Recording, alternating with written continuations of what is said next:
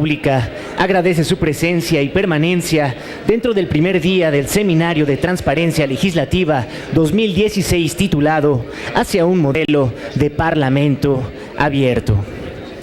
Es momento de dar inicio con la conferencia magistral titulada La importancia de la transparencia y la rendición de cuentas en el Poder Legislativo, a cargo del doctor Miguel Ángel Gonzalo, integrante de la Comisión de Acceso a la Información Pública del Congreso Español. Para esto, cedo el uso de la palabra a el moderador de esta sesión, el doctor Gerardo Esquivel Hernández, coordinador ejecutivo de investigación del Instituto Belisario Domínguez del Senado de la República.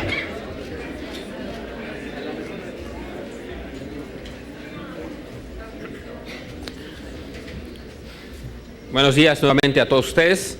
Daremos paso a la primera conferencia magistral del día de hoy, que será impartida por Miguel Ángel Gonzalo Rosas, quien es integrante de la Comisión de Acceso a la Información Pública del Congreso Español.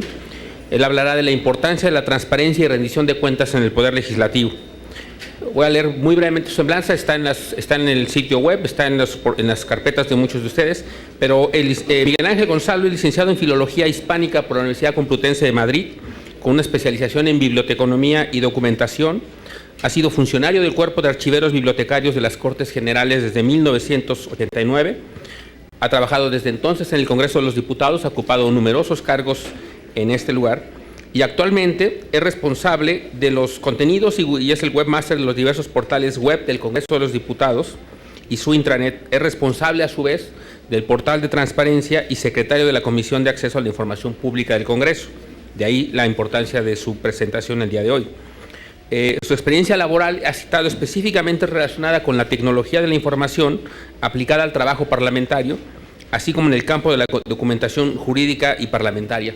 Ha publicado muchísimos estudios académicos sobre Parlamento abierto, transparencia, participación y rendición de cuentas, y en ese sentido creemos que su presentación del día de hoy es muy importante, justamente atendiendo al tema del seminario que nos convoca. Le damos la bienvenida al profesor Miguel Ángel González.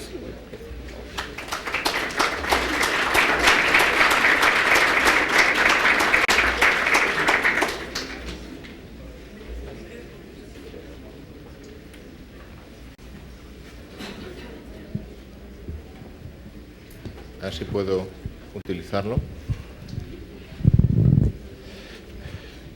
Buenos días, excelentísimos miembros del Congreso y del Senado, ilustrísimos representantes de las distintas organizaciones aquí representadas, distinguidos miembros de todas las asociaciones y miembros de la sociedad civil. Es para mí un honor y un verdadero agradecimiento poder dirigirme desde el Congreso de la Nación Española a todos ustedes para poder compartir nuestras experiencias y nuestras dudas y nuestros aciertos y nuestros avances sobre la transparencia. Mi propósito es hacer un recorrido de tipo teórico sobre la importancia de la transparencia y la rendición de cuentas, poderles luego explicar cuál es la situación en España para poder concluir de una forma más prospectiva sobre algunas propuestas que hemos elaborado en distintos grupos de investigación sobre cómo podemos avanzar entre todos y todas acerca de poder abrir un nuevo Parlamento. Sin duda, estamos aquí porque estamos hablando de transparencia y de rendición de cuentas. Sin duda, el marco general, el marco teórico general es el de la crisis de la representación. Distintos estudios nos vienen demostrando, yo he elegido para este caso un reciente estudio de la Unión Europea, que es uno de los más prestigiosos desde el punto de vista de la sociología. Es una encuesta que se realiza con una cierta frecuencia y ahí pueden ver cómo, la situación respecto a la confianza de los parlamentos nacionales en el ámbito de la Unión Europea son pocos los que rebasan el 5, son los que estarían, digamos, en la parte media de la tabla, ¿no? Alemania, Irlanda, Reino Unido, Lituania sí que superarían ese 5. Nosotros, como Nación Española, estaríamos en el 4,6.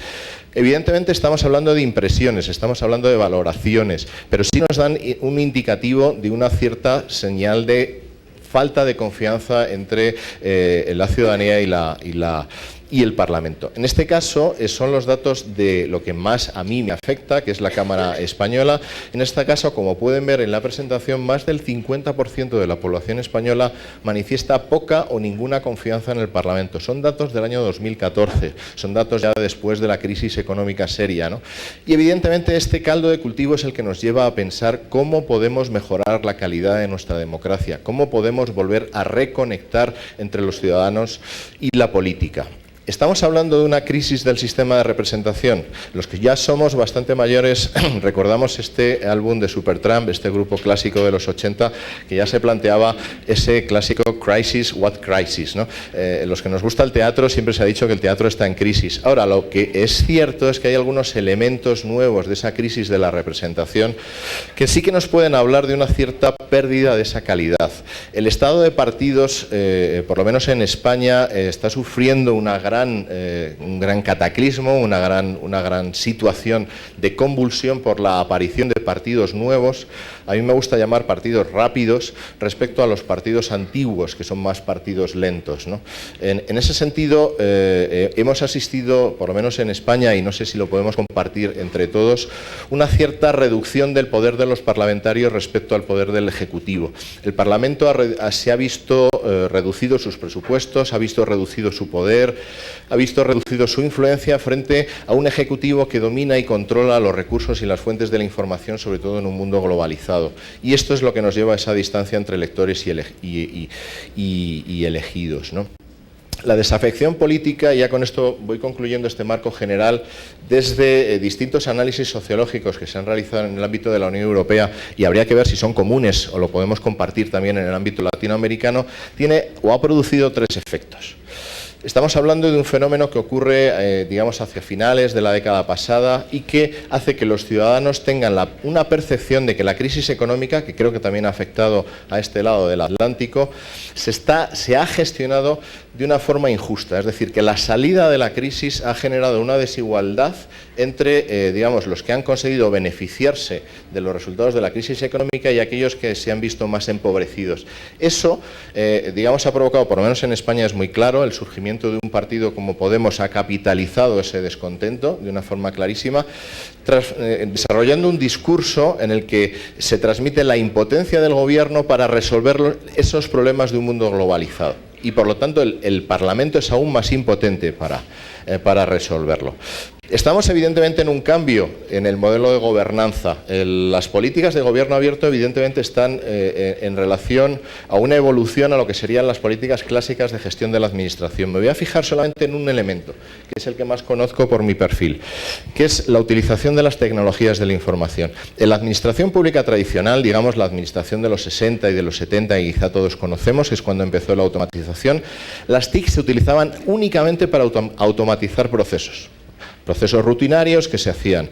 En los años 90 y principios de los 2000 fue el comienzo de la digitalización de la documentación, y ahora esta nueva gobernanza que llamamos gobierno abierto nos puede permitir la utilización de las tecnologías de la información para la innovación pública y colaborativa y la creación de valor público. Es lo que se llaman los procesos de co-creación. Esto, desde mi punto de vista, es un elemento muy innovador que tenemos que aprovechar como gestores administrativos para generar valor añadido a partir del talento. Esto es un cambio que procede también de estos movimientos a los que asistimos. Y por lo tanto, como todos sabemos, un gobierno abierto es algo más que una etiqueta, es una forma de gobernar que busca equilibrar el poder que estaba por el producto de la globalización más centrado en los ejecutivos, y que busca redistribuirlo entre los distintos agentes implicados. No significa en absoluto cuestionar la democracia representativa, sino redistribuir las agendas de tal forma que haya muchos más agentes participando en la decisión, en los procesos de toma de decisión, y promoviendo, por lo tanto, una ciudadanía más corresponsable. Y aquí, aplicando el paradigma del gobierno abierto, hay que ver también que evidentemente se empezó a hablar antes de gobierno abierto que de parlamento abierto. Llegamos a ¿qué es un parlamento abierto? Un parlamento abierto, sin duda, sería un parlamento con las paredes de cristal. En la imagen, que no se ve muy bien, es la cúpula del Bundestag, que es absolutamente espectacular. Si ustedes la pueden ver desde arriba de la cúpula todo el desarrollo de las sesiones del Parlamento alemán, ¿no? Y por lo tanto llegamos a esta definición. Esta definición la elaboramos de forma colectiva en una red de administración pública que se llama Novagov y llegamos a la conclusión de que el Parlamento abierto tenía estos componentes. La parte de comunicación de las actividades parlamentarias, la parte de creación de escucha activa, un Parlamento que no escucha, que no es capaz de anticipar las demandas de la sociedad, siempre irá por detrás de esos elementos. Ahora disponemos de herramientas tecnológicas. Veo aquí a Pablo Collado, que es un auténtico experto en estos elementos de escucha activa y con el que podremos disfrutar en este seminario. Os invito a no perderoslo, porque sus herramientas que desarrolla en Ciudadano Inteligente son las que permiten realmente desarrollar estos canales de escucha activa y de involucración. Y en definitiva, llegamos al punto clave de la transparencia parlamentaria. Yo no entiendo la transparencia parlamentaria como un fin en sí mismo. No se trata de ser transparentes por ser más transparentes, más limpios, más aseados. La transparencia tiene sentido si nos conduce a la rendición de cuentas. Y por eso, digamos, voy a empezar hablando de transparencia para ir hacia lo que es realmente importante, que es la rendición de cuentas. Esta metáfora es un regalo de un sociólogo y politólogo amigo mío, Antoni Gutiérrez Rubí, al que os recomiendo que también sigáis, ¿no? Que cuando él habla de transparencia utiliza esta metáfora. Es decir, ¿qué queremos como parlamentos? ¿Queremos una transparencia tipo aparador o queremos una transparencia tipo vestíbulo? La transparencia tipo aparador significa que tenemos portales de transparencia muy aseados, muy bien colocados, tenemos toda nuestra vajilla mostrada a todos los ciudadanos, pero la tenemos detrás de unos cristales, ¿eh? Eso sí, permite ver a través de los cristales que nuestra vajilla está impoluta, pero es una vajilla que se usa solo en las ocasiones especiales. Antoni Gutiérrez Rubí apostaba por una transparencia modelo vestíbulo de tren. Los vestíbulos de tren suelen ser más sucios, están llenos de polvo, están llenos de gente que pasa, gente que hace ruido, gente molesta, pero quizá o tenga más sentido caminar hacia una transparencia tipo vestíbulo, porque es la que da acceso. Los vestíbulos de las estaciones de tren son los que permiten realizar los viajes más largos. Por lo tanto, ¿qué entiendo yo, qué entendemos nosotros? Porque formo parte de un grupo de investigación en el que también está el profesor Rafa Rubio, al que tendrán ocasión de escucharle más adelante en la Universidad Complutense, y mis reflexiones no son reflexiones individuales, sino son más reflexiones colectivas.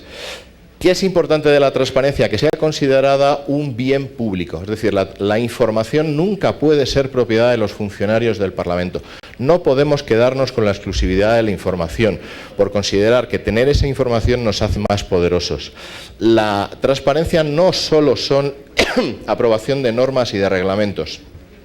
Un principio básico es que la transparencia no termina cuando aprobamos la ley de transparencia. Ahí es cuando comienza el proceso de aplicación de la ley de transparencia. Nunca debemos conformarnos con tener una ley. Transparencia legislativa son sobre todo actitudes que están tanto en los legisladores como en los órganos de gobierno. Y por supuesto nunca es un fin en sí mismo, nunca termina con la apertura del portal de transparencia. Pongo un ejemplo de transparencia legislativa en el sentido que yo la entiendo. La transparencia, si sirve para algo, es que ha servido para que alguien cuente una historia. Aquí les traigo algunos ejemplos. Desgraciadamente son españoles, que es el caso que más conozco. El Confidencial es el diario digital más leído, tiene casi 10 millones de usuarios únicos en España, es un periódico totalmente digital. Nos preguntó hace unos meses cuál era la factura telefónica del Congreso. Nunca se había publicado cuánto gastaba el Congreso en teléfono. Se los facilitamos y desarrolló una historia y construyó una historia sobre qué sentido tiene seguir utilizando el teléfono en la era de Internet, etcétera, etcétera, ¿no? Luego los datos, cuando son libres, cuando son reutilizables, sirven para que los ciudadanos cuenten historias. Otra historia, también del Confidencial, porque ellos tienen un laboratorio de datos muy interesante, ¿no? Nos preguntaron también sobre las dietas de los diputados en el extranjero. Les dimos los datos y construyeron, digamos, un itinerario, un ranking de los diputados más viajeros. Esto evidentemente causó molestia, porque claro, al diputado no le gustó, que es este señor que aparece aquí en la foto, no le gustó aparecer como el diputado más viajero, ¿no? Porque parecía que era algo malo. Claro, nosotros lo que le dijimos es que el problema no es que usted viaje 400.000 kilómetros, el problema es para qué los viajó. Es decir, ven por dónde voy, ¿no? O sea, la transparencia no es un fin en sí mismo. El fin no es que se publiquen los datos de los viajes, que está muy bien y es paso imprescindible. La clave es transparencia, ¿para qué? Para rendir cuentas y saber si los viajes que realizó este diputado tenían sentido o no. Probablemente tenían sentido, no estoy en una posición antisistema, ¿no? Este es otro ejemplo muy divertido, muy pequeño pero muy divertido. Nuestros diputados tienen derecho a una tarjeta taxi para moverse por la ciudad de Madrid, que es una ciudad infernal en el tráfico, ¿no? Pero se consideró durante un tiempo esta tarjeta taxi como un elemento de privilegio, o sea, un elemento, bueno, de lujo, ¿no? Y hubo uno de estos partidos nuevos, pues hizo bandera de que esto de la tarjeta taxi, que no, que ellos iban a ir a pie, en metro o como fuera. Y sin embargo, este periódico, El Español, que es otro periódico digital, nos pidió los datos de cuántos diputados de este partido nuevo que habían prometido rechazar esa tarjeta taxi y no lo habían hecho. Y resultó que 29 se habían quedado con la tarjeta taxi. No pasa nada, es legal, tiene todo el derecho, ¿no? O sea, pero, digamos, le sirvió al periodista para contar una historia de un partido que era un abanderado de una cierta, ¿cómo decirlo?, exigencia moral, bueno, pues que se habían quedado con la tarjeta. Lecciones aprendidas, por lo tanto. La transparencia, si es eficaz, es que acaba molestando a alguien, me da igual. A veces molesta a la administración, a veces molesta a los partidos, a veces nos molesta a los funcionarios, pero si es eficaz es que ha molestado. No tengan duda, si la transparencia es incolora, inodora, etcétera, etcétera, algo estamos haciendo mal. No se hagan lío. Tiene que molestar. Otro principio que he aprendido en estos años que llevo dedicado a la transparencia es que todo el mundo defiende la transparencia. Todos. Salvo el momento en el que tienen que hablar de su propia transparencia. Y entonces empezamos con los problemas. Ah, no, claro, o sea, está muy bien hablar de las cuentas públicas, sí, publicar el presupuesto del Parlamento, por supuesto, adelante, ¿no? Y entonces les decimos, bueno, nosotros vamos a publicar con nuestros sueldos como funcionarios, ¿no? ¿Por qué no publican ustedes los sueldos de sus asesores? Ah, no, nuestros asesores los contratamos nosotros, es personal de libre designación, pues no, y se siguen sin publicar. Luego, todo el mundo defiende la transparencia hasta que empieza por la propia transparencia. Si no puedes explicar una actuación política, mejor no hacerla. Nosotros tuvimos un caso de un senador, digamos, que utilizó de una forma bastante discrecional el gasto de viajes. Ese gasto de viajes se supo, no había una explicación sobre esos viajes y tuvo que dimitir. Por lo tanto, si no tienes una forma de explicar una actuación política, es mejor no hacerla.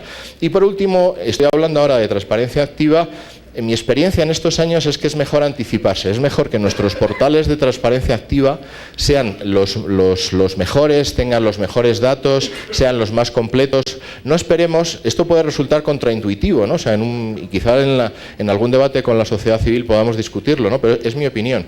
Creo que no debemos esperar a que la sociedad civil nos pida los datos, sino que debemos ser de forma proactiva generar mejores portales de transparencia. Si es posible en datos abiertos, mejor, ¿no? Parece que está más de moda el derecho de acceso, ¿no? O sea, que sería yo soy más defensor de la transparencia activa, ¿no? Pero lo podemos discutir, ¿no? O sea, el asunto. Y luego es muy importante tener un plan, tener una estrategia, no empezar a tontas y a locas, ¿no? Un amigo mío me cedió este plan, Alberto Ortiz de Zárate, un consultor muy importante, el que también les recomiendo que sigan, y me puso al principio de cómo elaborar un plan de transparencia el impulso político. Parece extraño, ¿no? O sea, hablando de mecanismos horizontales, mecanismos de participación, ¿no? Que pongamos arriba de la pirámide el impulso político, pero mi experiencia personal es que es así. Sí, los jefes de bancada, como los llaman aquí, en nuestro caso los líderes de los grupos parlamentarios, los miembros de la mesa de la Cámara, que es el órgano directivo que en cada parlamento, si no son ellos los que impulsan de forma activa los procesos, mi experiencia personal es que estamos condenados al fracaso, porque seremos francotiradores, los técnicos, ustedes de la sociedad civil, etcétera, etcétera, ¿no? O sea, si no hay ese impulso político, no conseguiremos, digamos, hacer absolutamente nada, ¿no?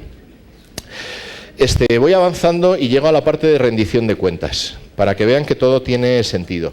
He buscado algunas definiciones, porque sobre rendición de cuentas se viene hablando en la doctrina desde hace muchísimo tiempo, ¿no?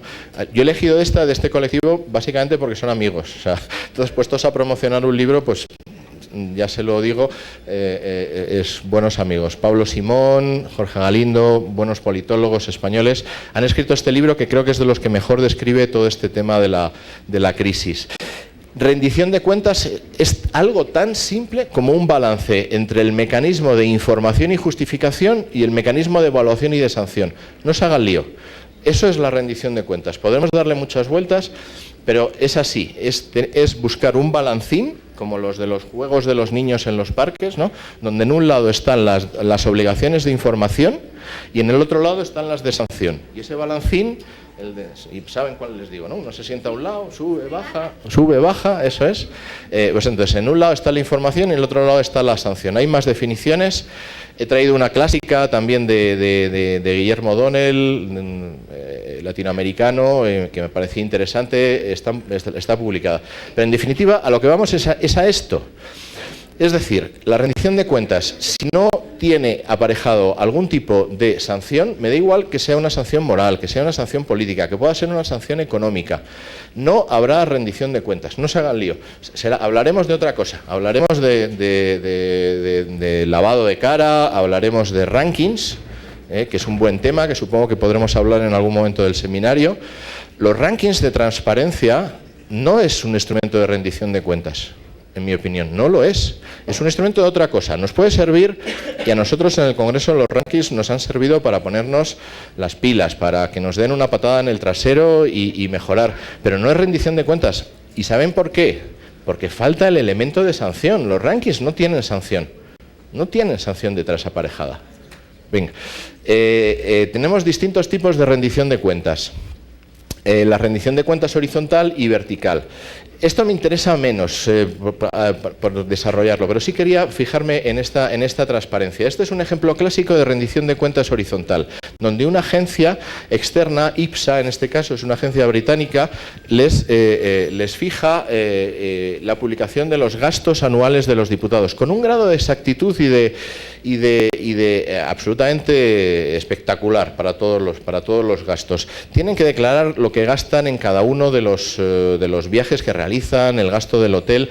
Es un ejemplo clásico de transparencia, de rendición de cuentas horizontal, cuando hay una agencia independiente que es la que fiscaliza los elementos. A mí me interesa más la rendición de cuentas vertical, que es la que se realiza por parte de la sociedad civil organizada. Les doy dos ejemplos españoles, hay muchos más, en Latinoamérica hay creo que mejores. Este es uno de una asociación pequeña que se llama CIECODE, que se llama ¿Qué pasó con? En estos lo que hacen es cogerse todas las declaraciones aprobadas por el Congreso y ver si se cumplieron. Nosotros las llamamos mociones y proposiciones de ley, son impulsos hacia el gobierno. Entonces estos señores se las han cogido todas y hacen un ranking. Entonces han descubierto que solo el 28% de las proposiciones aprobadas por el Congreso el gobierno las ha cumplido. Aquí sí hay rendición de cuentas, porque hay una sanción política muy clara. Otro ejemplo de rendición de cuentas horizontal, societal, por la sociedad civil, es el proyecto TIPI, de transparencia, información, participación e incidencia. Ellos lo que hacen es vaciar toda la base de datos del Congreso de los Diputados, organizarla en cuanto a temas que son de interés por parte de la sociedad civil y calificarlos, de tal manera que se vea cuáles son las temáticas que interesan a la sociedad, en qué porcentaje son debatidas. ¿Cuáles son las conclusiones? Que temáticas que interesan mucho a la sociedad, como infancia, género, sanidad, no son las más debatidas dentro del Congreso. Ese ejemplo de rendición de cuentas vertical. ¿Cuánto tiempo me queda? Que voy un poco perdido. ¿Cuánto? 25 minutos, perfecto. Voy rápidamente sobre la situación en España. Nosotros estamos sujetos por una ley de transparencia que se aprobó en 2013, llevamos 2 años de aplicación. ¿Y qué medidas hemos adoptado? Voy rápidamente a ver cuáles son los ítems más importantes. Nosotros hemos aprobado una normativa que nos obliga a publicar de forma proactiva una serie de información sobre todos estos elementos. ¿Qué es lo que ha sido más llamativo? Y voy a highlights, por así decirlo. Las retribuciones, por supuesto, la publicación detallada de las retribuciones de los diputados fue lo más importante, continuado por las declaraciones de bienes y de actividades. En el Parlamento español es obligatorio la presentación de una declaración de bienes al principio de la legislatura y al final de la legislatura que permita comprobar el enriquecimiento del diputado. Estado. Esto es casi de lo que más orgullosos nos sentimos y de lo que ha sido más eficaz. Y de igual forma las declaraciones de actividades, que son las que fijan las actividades incompatibles.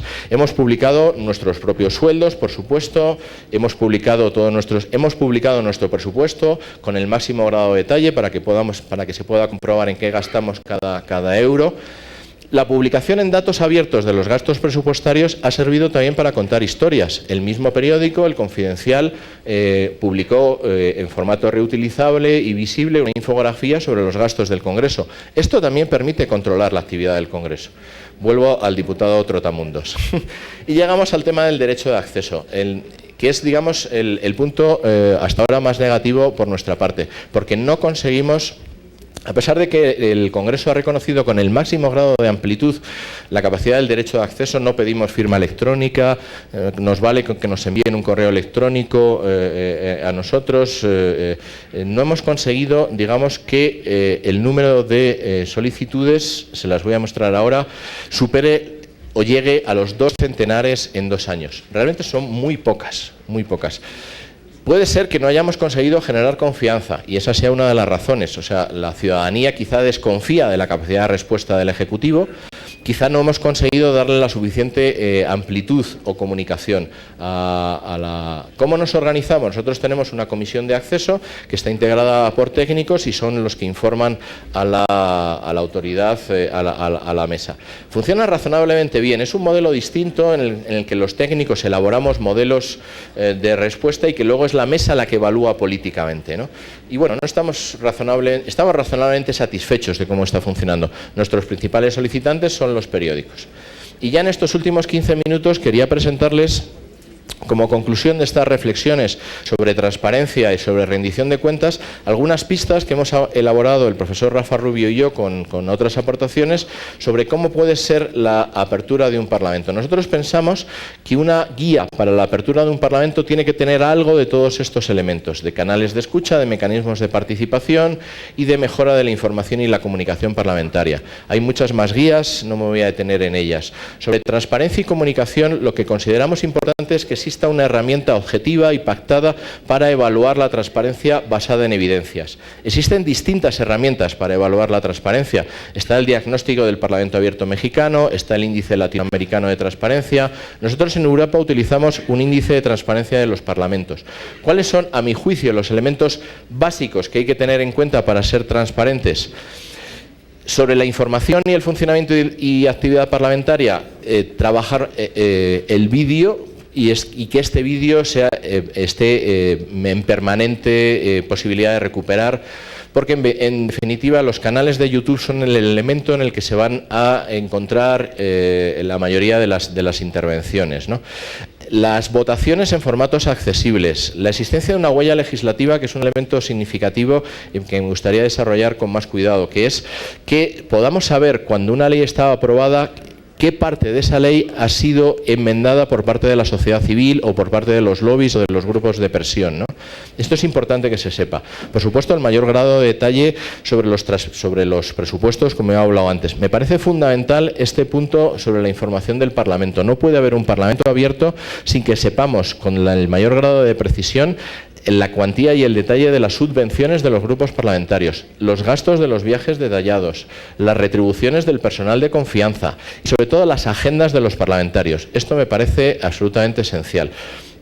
Les voy a dar algunos ejemplos de buenas prácticas sobre cada uno de estos elementos. Es necesario, insisto, publicar el máximo de información sobre los parlamentarios, sobre sus nombramientos, sobre las incompatibilidades.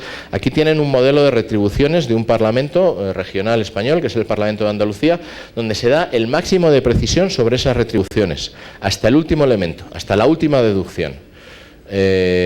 Por supuesto, insisto, las declaraciones de bienes y actividades son la principal herramienta para la rendición de cuenta y deben publicarse en formatos abiertos para que sea posible monitorizarlas. Este es un caso de un diario español, el diario El Mundo, que recogió todos los datos de las declaraciones de bienes de los parlamentarios y elaboró en un formato visible una forma de ver cómo se distribuían los bienes del actual presidente del gobierno.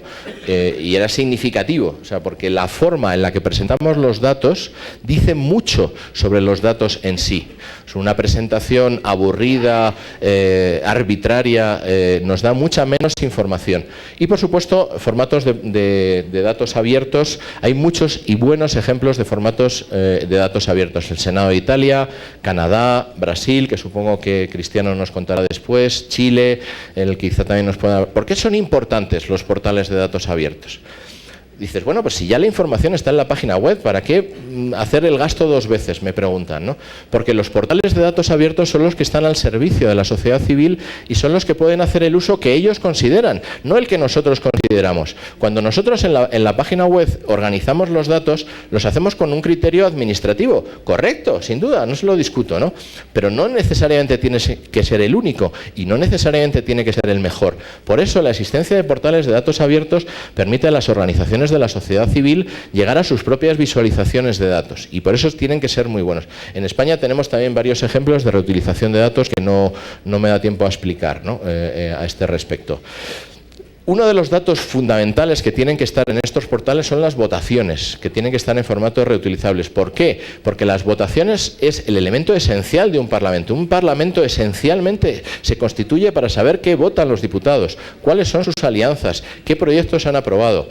En un parlamento como el nuestro tenemos decenas de miles de votaciones al año por nuestro propio sistema, ¿no? Contar, y en este caso sí estoy orgulloso de ello, ¿no? Y por eso lo pongo como ejemplo de buenas prácticas, tenemos todas nuestras votaciones en formato XML, que da igual, es un formato utilizable, y entonces a cualquier investigador puede realizar cruces para saber cuáles son las alianzas. Y pongo también el foco en el tema de las agendas públicas. Es fundamental saber... Este es un ejemplo de una agenda pública publicada por un diputado en el Congreso Español. Es fundamental saber con quién se reúnen y para qué se reúnen. Puede parecer una intromisión en la vida privada de los diputados y por lo tanto lo que yo propongo, lo que nosotros proponemos es que no se publiquen las agendas privadas. A mí si se reúne con su familia o con su círculo de amigos es igual, pero si se reúne con un lobby de las eléctricas, eso tiene que figurar en las agendas, porque eso es fundamental de cara a los conflictos de intereses. Voy avanzando. Lo de los viajes ya lo he dicho. Este es un modelo absolutamente brutal de rendición de cuentas y transparencia sobre los viajes. Lo hace una autoridad independiente en el Reino Unido. Publican hasta el último detalle de lo que cuesta el viaje en tren desde una circunscripción a Londres, hasta el último centavo de ello, ¿no? Publicar toda la información presupuestaria. El otro día veía un ejemplo del Parlamento de Brasil donde vi colgado, digitalizado, el ticket de una pastelería. O sea, estaba así, o sea, de tortas Manzano, creo que se llamaba la tienda, ¿no? Impresionante el nivel de detalle, ¿no? en la dación de cuentas de Brasil. La escucha activa, tenemos que trabajar en la comunicación parlamentaria como diálogo, tenemos que investigar nuevos canales, nuevos formatos, tenemos que estar presentes como parlamentos en los medios donde está la conversación, por así decirlo.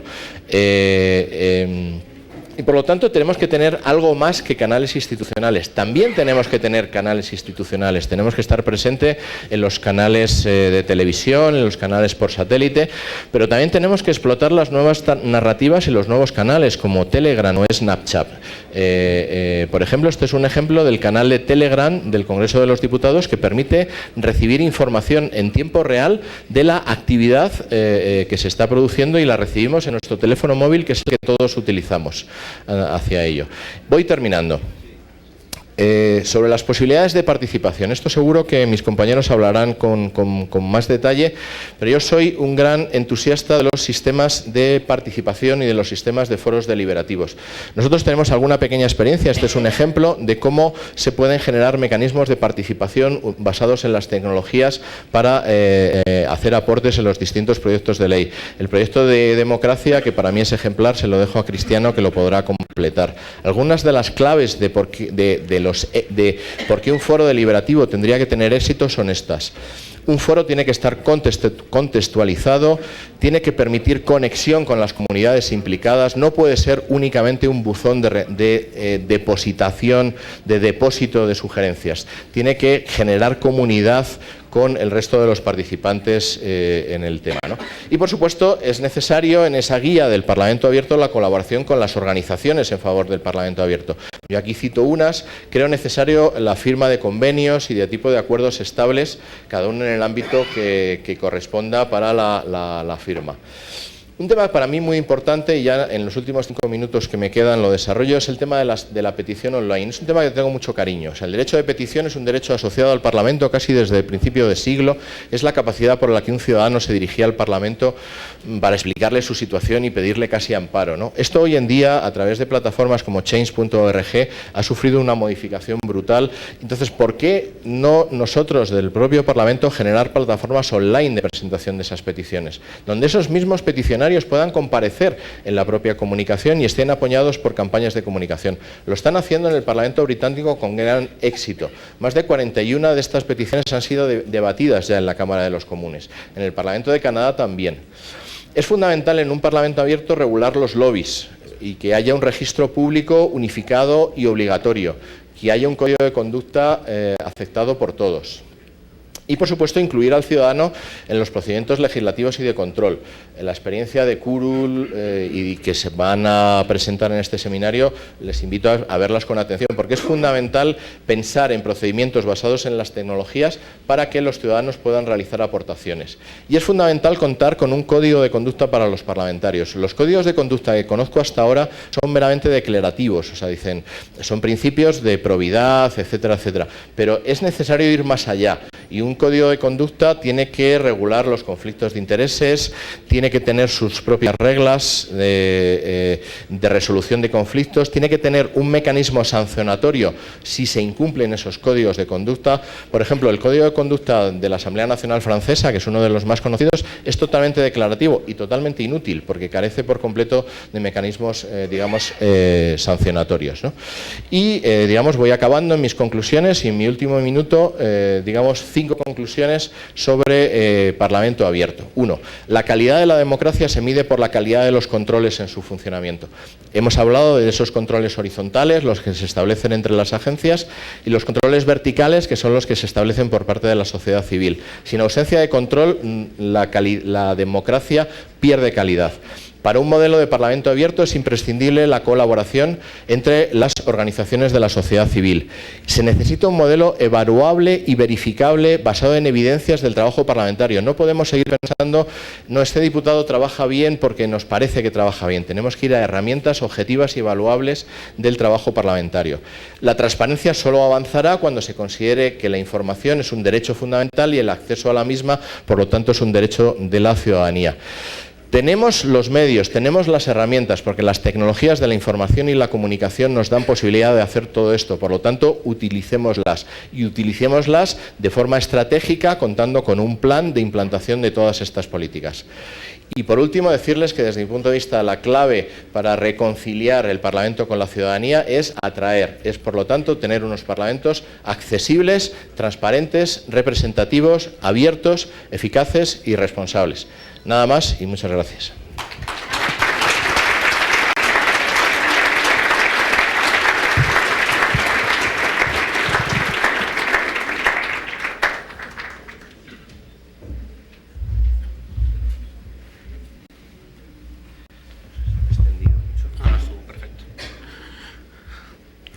Bueno, muchas gracias por su presentación a Miguel Gonzalo. Vamos ahora a abrir un espacio de preguntas y respuestas. Algunas ya me han hecho llegar.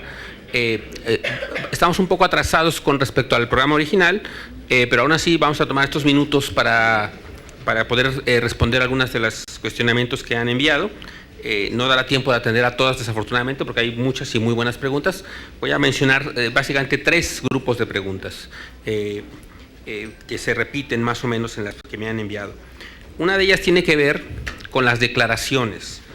Y dice, ¿cuántas declaraciones se realizan por los servidores públicos y cuáles son? Y aquí quizá valdría la pena mencionarle a Miguel Gonzalo que en México está ha habido una iniciativa ciudadana en la que se propone a los servidores públicos presenten de manera pública 3 declaraciones. La declaración de patrimonio, la declaración de conflicto de intereses y la declaración fiscal. Eso es parte no solo de temas de declaración, hay una iniciativa ciudadana en ese sentido y ahora es parte también de las leyes sobre el Sistema Nacional Anticorrupción. Entonces preguntan eso, ¿qué se publica? ¿Cuáles son? Y se pregunta, luego alguien más pregunta si son versiones públicas, si se protegen los datos personales o no, si incluyen a terceros familiares, por ejemplo. Ese es un grupo de preguntas sobre el tipo de declaraciones que presentan, en este caso, los legisladores. Un segundo grupo de preguntas tiene que ver con la confianza ciudadana. Hay dos preguntas relacionadas sobre este tema. Si la ciudadanía sigue con desconfianza, ¿cómo sabemos que nuestro modelo es funcional? Y ligado con esto, ¿cómo seducir o convencer a la ciudadanía que tiene ya esta desafección por la política para que se involucre en estos ejercicios de parlamento abierto? Un tercer grupo de preguntas, yo diría, que están relacionadas con...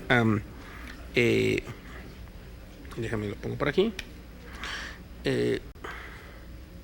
Alguien más preguntaba si el hecho de que haya comisiones que sesionan de forma reservada permanentemente en los congresos locales, tales como las juntas de gobierno y coordinación política, las comisiones de administración o de hacienda y fiscalización, ¿cómo atenta esto contra la transparencia y si es esto algo que debería modificarse?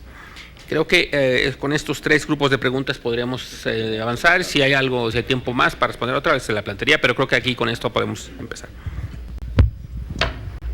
Perfecto, pues muchas gracias por las preguntas. Creo que toca temas muy centrales. Las declaraciones, he insistido mucho en ello. En nuestro modelo, las tres declaraciones son una. O sea, la declaración de bienes incluye patrimonio e incluye datos fiscales. Y se presenta adicionalmente lo que llamamos la declaración de actividades, que es la que sirve para detectar los conflictos de intereses.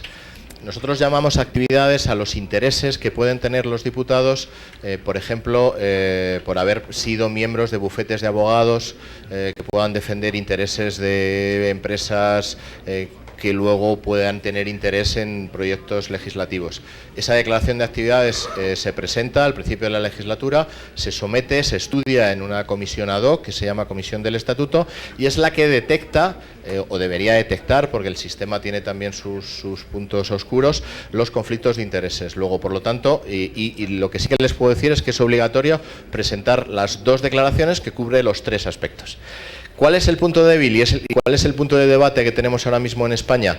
¿Cómo se vigila la calidad de los datos incluidos en esas declaraciones? Y ahí hay un gran debate ahora mismo sobre si esa vigilancia la deben realizar los propios diputados en las comisiones a través de compañeros elegidos entre ellos o a través de agencias independientes. El debate no está resuelto hasta ahora. Pero los datos, avanzo, sí son públicos. Lo que sí se vigila es que no se publiquen datos personales.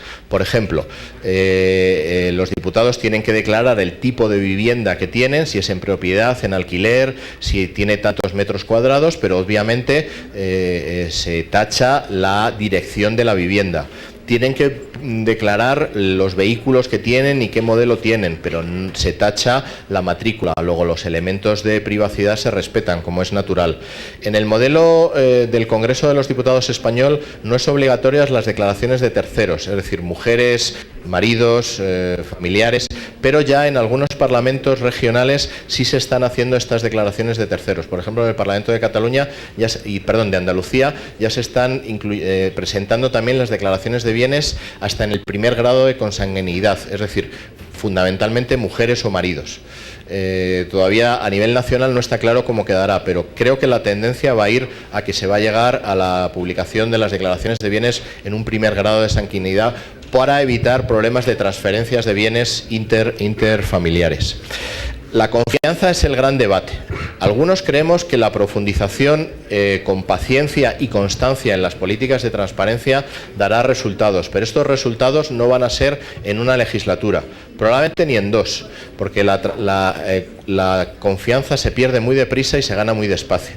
Pero ahora, yo estoy convencido que este es el camino correcto, es decir, dando a conocer lo que los diputados hacen o no hacen, lo que cobran o lo que no cobran. Podrá generar al principio un cierto escándalo, en mi país lo ha generado, si cobran mucho porque cobran mucho, si cobran poco porque cobran poco, pero es el único camino. Es decir, cuando has perdido la confianza, cuando has engañado a tu mujer o a tu marido, la única manera es de decirle vamos a volver a empezar, esto es lo que hay, ¿no? Y si nos queremos seguiremos adelante, ¿no? O sea, costará sangre, sudor y lágrimas.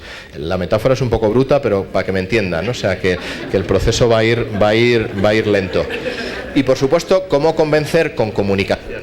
Yo soy un gran defensor de las políticas de comunicación. Creo que los congresos deben dotarse de profesionales de la comunicación y desarrollar planes de marketing, de mercadotecnia. No nos debe asustar la utilización intensiva de las redes sociales para comunicarnos y competir y ser nuestro propio canal de comunicación. Sobre las sesiones secretas, el secreto desde mi punto de vista, y que no es mío, es el de muchos expertos, es un atavismo en este tiempo. O sea, debería ser residual y reservarse solo, digamos, para los casos que atenten o que tengan que ver con la seguridad del Estado, terrorismo y cosas de este estilo, ¿no? Pero las comisiones deben ser abiertas. En nuestro país las comisiones de investigación son abiertas. Ya desde hace años, y todas las comisiones son públicas, y hay que ir a procedimientos de desclasificación de la documentación secreta, porque el tiempo en el que vivimos, el demasiados secretos, es demasiada desconfianza. Debemos ir hacia procedimientos de apertura. Bueno, este es mío, sí. Voy a hacer una última pregunta que recién me llegó, que es ¿cómo convencer a la clase política de ser proactivos en materia de transparencia en la era digital?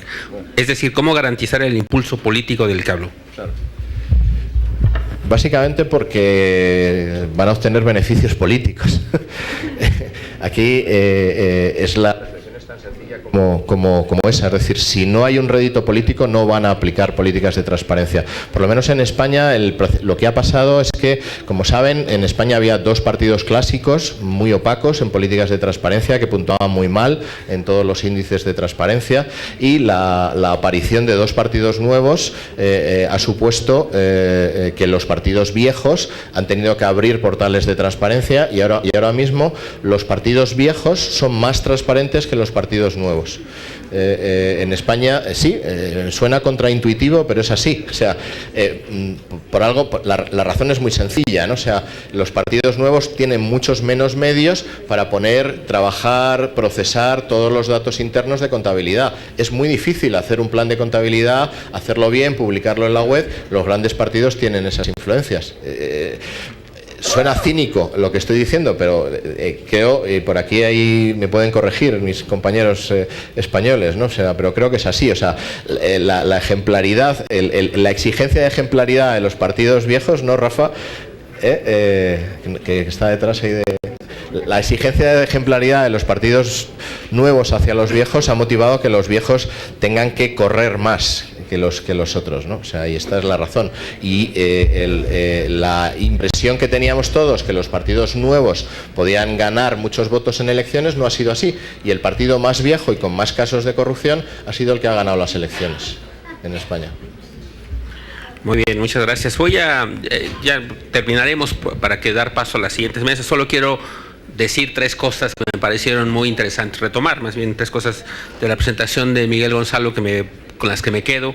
Uno, me parece muy importante lo que dijo, la transparencia no son solo normas y procedimientos, también son actitudes políticas, de disposición, de apertura y de vinculación con la ciudadanía. Segundo, el tema de que la transparencia tiene que tener su contraparte en la sanción de cuentas, es decir, la transparencia por sí misma, los rankings por sí mismos no son suficientes, tienen que venir acompañados de la rendición de cuentas, de la sanción moral o política, como bien lo dijo. Y por último, algo que me parece crucial, que es de lo que dijo, que es que la transparencia, si es eficaz, termina siendo molesta para alguien. Si es una transparencia en la que todo el mundo vive con mucha comodidad, posiblemente no está siendo tan eficaz, efectivamente. Creo que son tres puntos que planteó Miguel Gonzalo que me parecen muy interesantes. Miguel, muchas gracias. Le agradecemos a Miguel su participación. Démosle un fuerte aplauso, por favor, si están.